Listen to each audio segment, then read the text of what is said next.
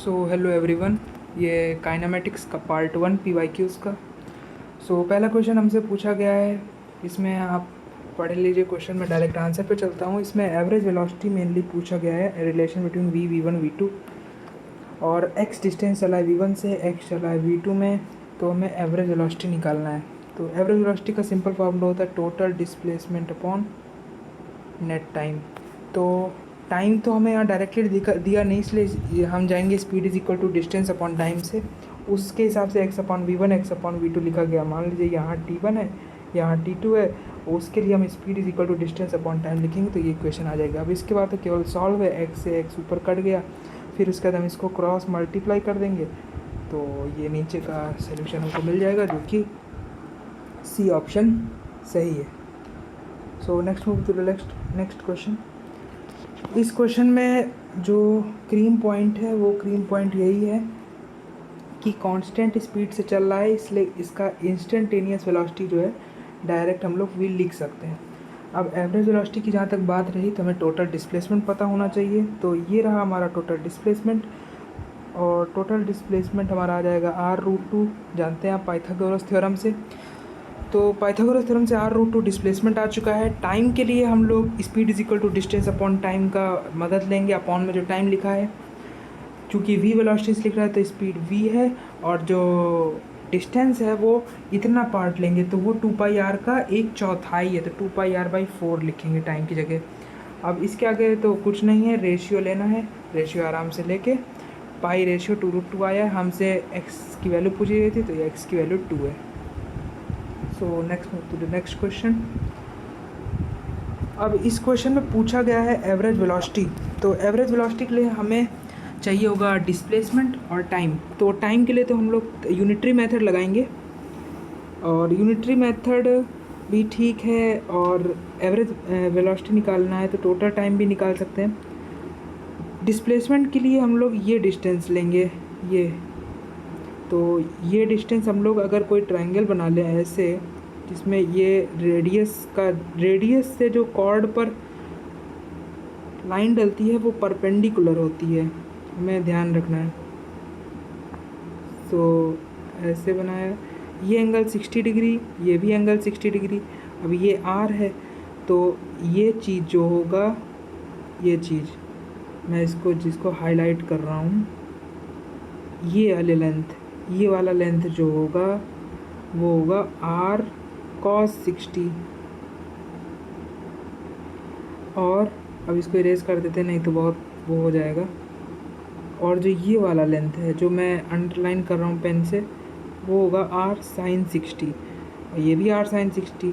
तो total distance क्या हो गया, ये पूरा हो गया 2R sin 60। बस यही हमने करा है टोटल डिस्प्लेसमेंट में, सिंपल सा क्वेश्चन है। तो देखिए 2R sin 60 डिस्प्लेसमेंट की जगह, और यूनिटरी मेथड से हमने कितना पार्ट 120 डिग्री में चला ये निकाल लिया भाई। 307 में 2πr घूमा, 1 डिग्री में 2πr/360 घूमा, 120 में 2πr/3 घूमा, तो 2πr/3 v इसलिए लिखा क्योंकि time is equal to distance upon speed होता है। स्पीड हमें v दी हुई है, तो ये आ गया। सॉल्व करने के बाद 3/2√3, 3/2 1/1.5 होता है, तो आंसर आ गया हम लोग का D option. So let's move to the next question. ये बहुत ही सिंपल और मतलब आने वाला क्वेश्चन जो हमेशा आता ही रहता है, पता नहीं क्यों आता है, सिंपल है।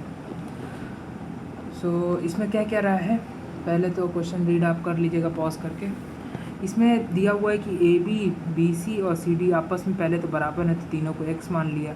टोटल डिस्प्लेसमेंट और टोटल डिस्टेंस इसमें सेम है, क्योंकि पार्टिकल ने डायरेक्शन चेंज नहीं किया, तो एवरेज स्पीड और एवरेज वेलोसिटी भी सेम आएगा यहाँ पर। तो एवरेज स्पीड पूछा है, तो 3x अपॉन 3x आपको पता चल गया ना अब क्यों लिखा। 3x इसलिए हम लोगों ने लिखा क्योंकि टोटल डिस्प्लेसमेंट यहाँ लिखा जाता है, और x/v1 इसलिए लिखा क्योंकि ये t1 यहाँ पर लगा टाइम, यहाँ t2 लगा, यहाँ पर t3 लगा, तो t1 + t2 + t3 लिखा। क्यों, क्योंकि अपॉन में टोटल टाइम लिखते हैं एवरेज वेलोसिटी में।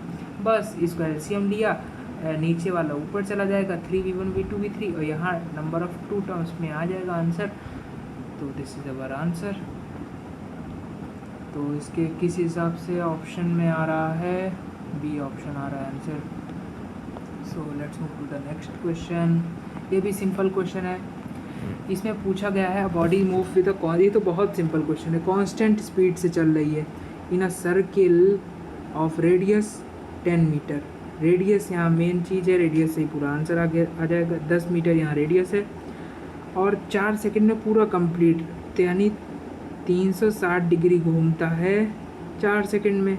अच्छा मैंने पेज में लिख तो रखा है पीछे, तो यहीं से बता देते हैं, टाइम बचेगा, टाइम बचाना चाहिए।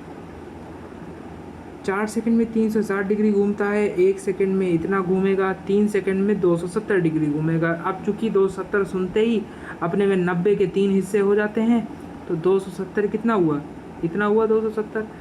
तो बचा कितना, जो यहाँ से चला पार्टिकल यहाँ पहुँच गया, तो ये डिस्प्लेसमेंट हुआ। अब ये आर है, ये आर है, तो ये कितना हुआ, जो मैं अंडरलाइन कर रहा हूँ बार बार, ये क्या हुआ, ये हुआ r√2। आर हमें दिया हुआ है 10, आंसर हो जाएगा 10√2। So D option will be our correct option. So let's move to the next question. Next question this is, इसको स्टार मार्क कर लीजिएगा, ये थोड़ा अच्छा क्वेश्चन है, हम भी स्टार मार्क कर लेते हैं। सो क्वेश्चन में क्या कह रहा है पहले पढ़ लेंगे आप।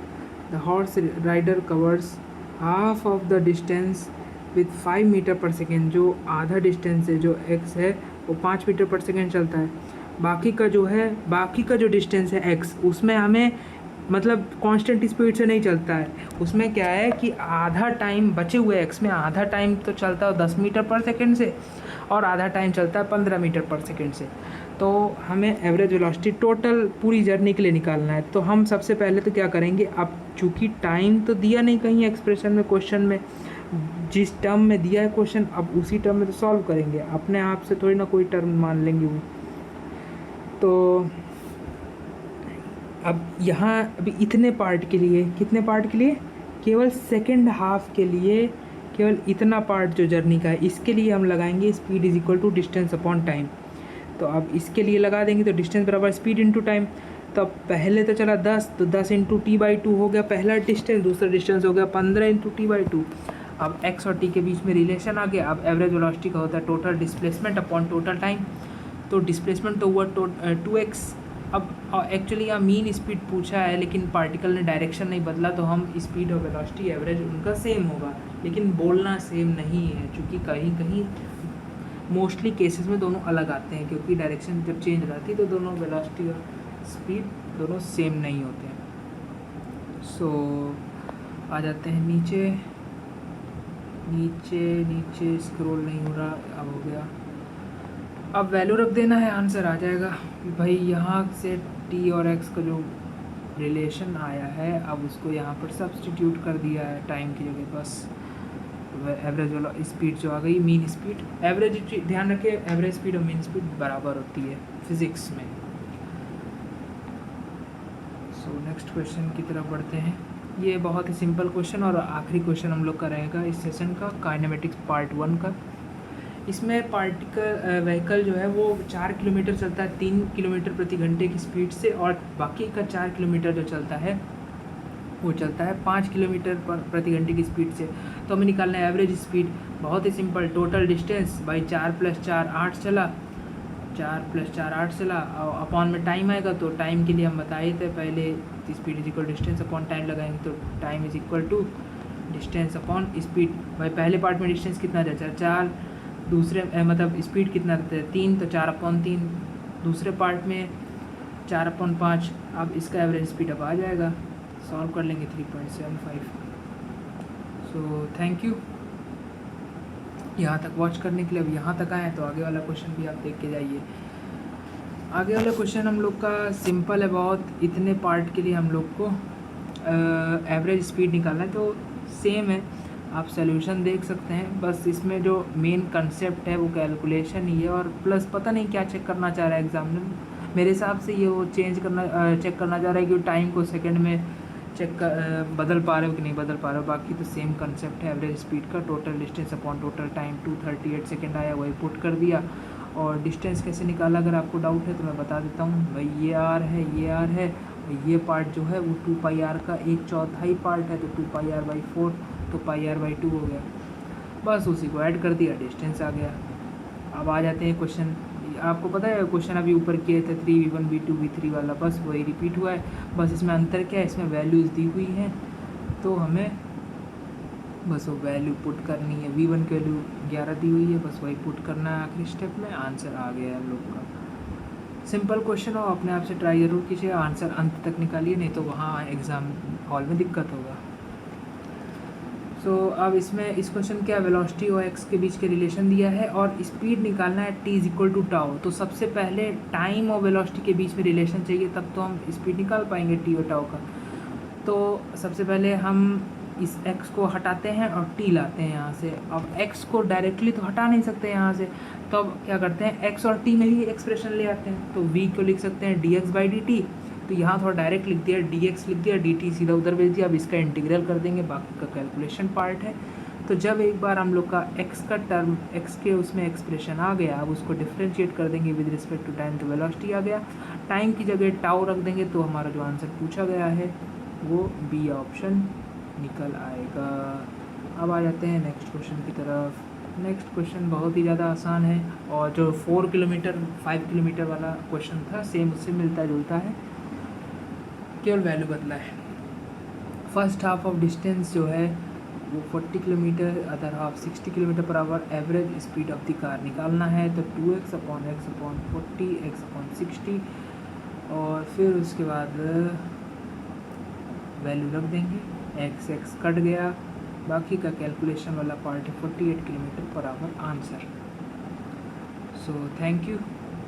हम लोग का काइनेमेटिक्स पार्ट 1 होता है समाप्त, और पार्ट 2 कल आ जाएगा। और पार्ट 1 काफ़ी आसान था, पार्ट 2 भी आसान है थोड़ा, पार्ट 2 लेंदी होगा। So thank you for watching.